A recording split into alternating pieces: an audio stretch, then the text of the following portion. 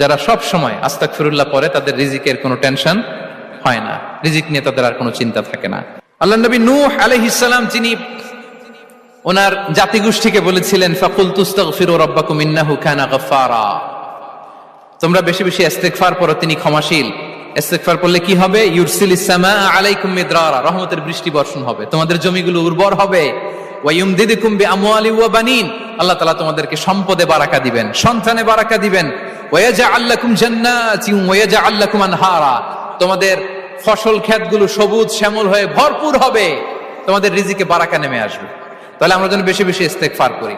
বিষ্ণু ঈসা ইসলাম বলেছেন, মান লাযামাল ইস্তিগফার জাআলাল্লাহু লাকুম মিন কুল্লি দিকিন মাখরাজা ওয়া মিন কুল্লি হাম্মিন ফারাজা ওয়া ইয়ারযুকহু মিন হাইসু লা ইয়াহতাসিব, যে সব সময় ইস্তেগফার পড়ে তার কোনো টেনশন থাকে না, তার জীবনে দুশ্চিন্তা আসে না, আর এমন জায়গা থেকে আল্লাহ রিজিকের বন্দোবস্ত করে যেটা সে কল্পনাও করে নাই। সুবহানাল্লাহ বিহামদি। আমরা যেন বেশি বেশি ইস্তেগফার করি।